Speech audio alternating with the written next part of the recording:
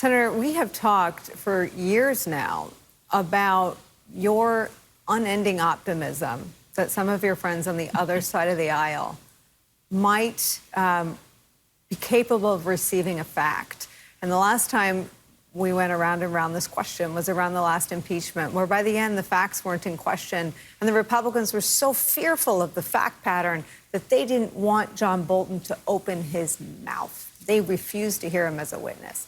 The facts, once again, are not in question. And all the video evidence presented today makes clear that violence was how Trump rolled. He liked it, he cheered it on, and he inspired it. So far as to inspire, what we learned from today's video testimony was an assassination attempt on his own vice president and the Speaker of the House. I ask this to every guest: where do we go from here if the Republicans have no interest in holding the person who incited those assassination attempts accountable? Well, Nicolle, perhaps I've become a bit more cynical since the last time you and I had this conversation a year ago.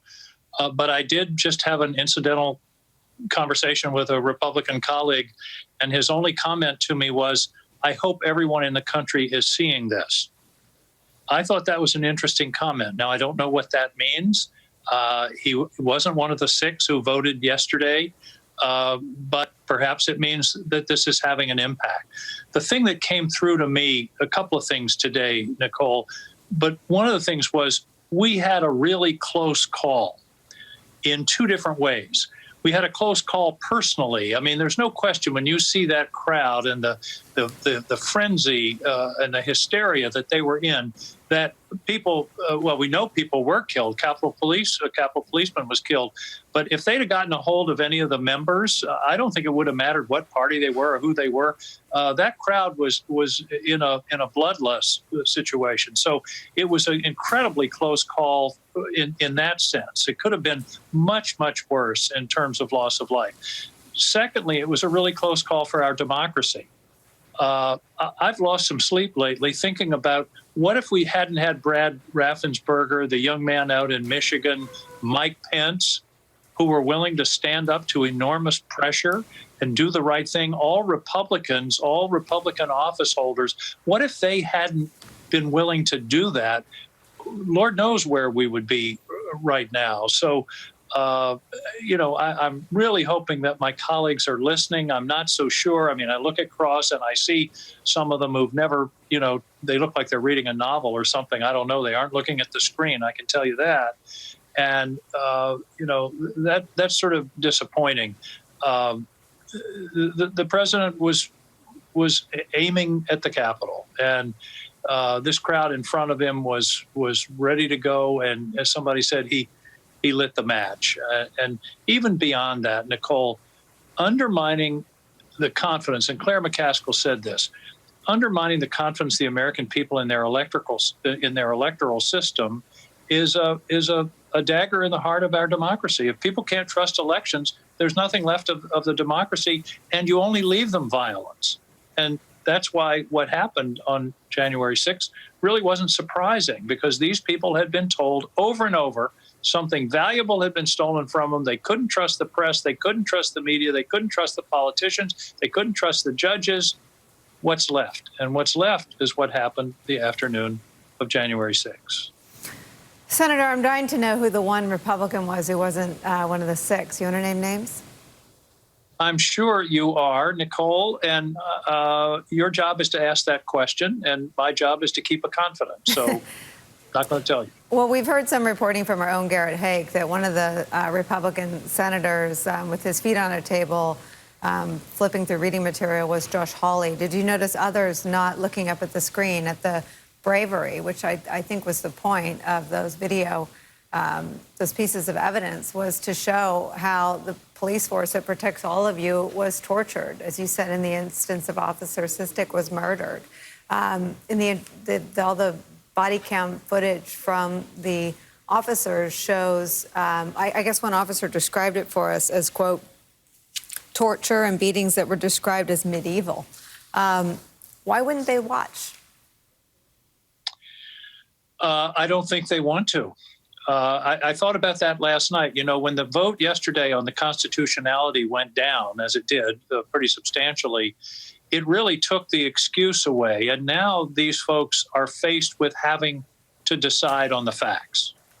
They can't hide behind the constitutionality question. Now they have to say, yeah, it was okay. The president wasn't really responsible. When I was in law school, we used to use a test called the but-for test. Would something have happened but for?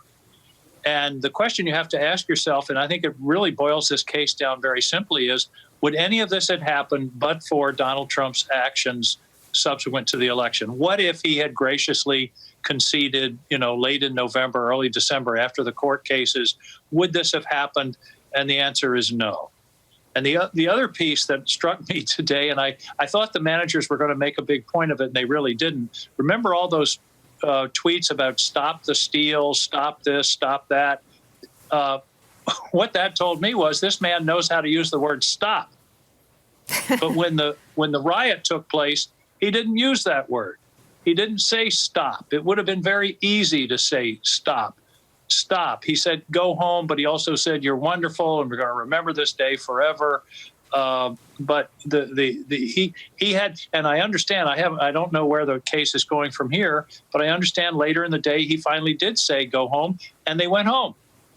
So he could have. He was the one person in the country that could have stopped what happened, and he didn't do it for hours and hours. And the other thing that was in my mind as I was listening is, what if this had been a group of Russian paratroopers who landed on the Capitol grounds and were invading the Capitol? Would the president have sat in the White House for 3 or 4 hours and not done anything about it? I doubt it. Well, you never know, right? Well, okay. Chinese paratroopers. My friend Claire has a question for you. Angus, first of all, I got emotional watching you and all my friends run through the hallways in fear, and realized it impacted me when I saw you being hustled down the stairs. And of course, knowing where all those hallways are and knowing where you were really brought it home for me. I didn't realize until I saw this video really what kind of danger the Capitol Police were in on a sustained basis for hours on end. Tell me what you all are doing in terms of shoring up their ability to protect the Capitol. And I know we've recognized the brave Capitol Police officer that tricked the people to get away from the Senate chamber.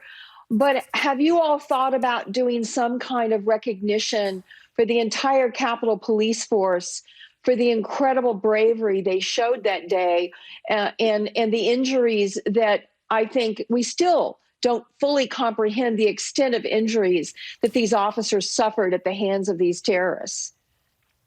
Well, I don't think there's no question that there will be ongoing not only injuries but PTSD from being under assault like that for a matter of hours. Yes, I think recognizing the Capitol Police and the Metropolitan Police that came to their support is a wonderful idea, and I believe there are plans to do something like that. Of course, in the age of COVID, it's sort of difficult to have that kind of gathering.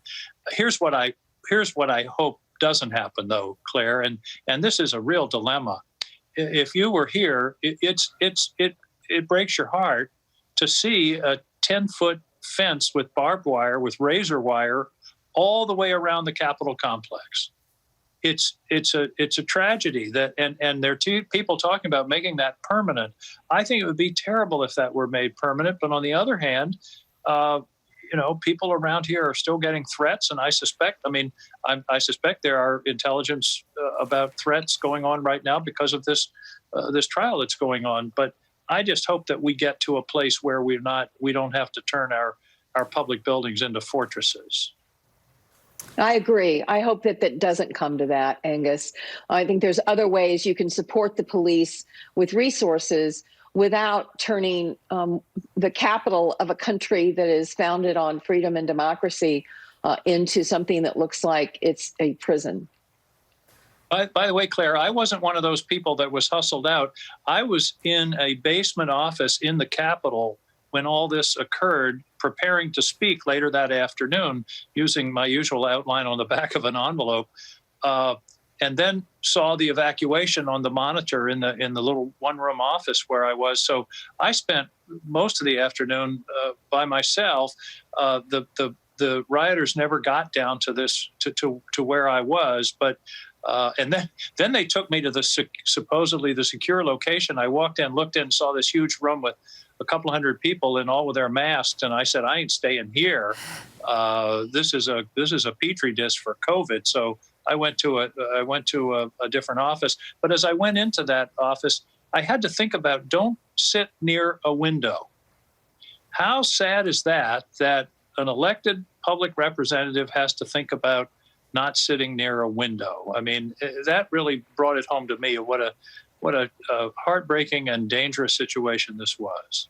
I thought the same thing, Senator, when I saw the board come through from both sides. You saw the insurrectionists ramming it through the window, and then you saw it from the inside, what that encroachment meant for those on the inside. Unbelievable, unbelievable evidence, unbelievable day in the history of this country. I hope your private conversation with one Republican senator is a sign of something, but I've been beaten most of the hope out of myself when it comes to the GOP. So we'll keep waiting and watching. If you decide to dish, we're here. Senator Angus King, thank you. Oh, go ahead. I hope, Nicolle, they'll take their cue from Brad Raffensperger. Yeah.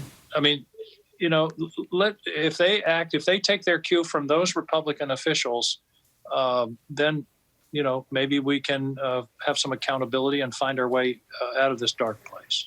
Doesn't seem to be a lot of Brad Raffensperger and Josh Hawley, but we'll be watching.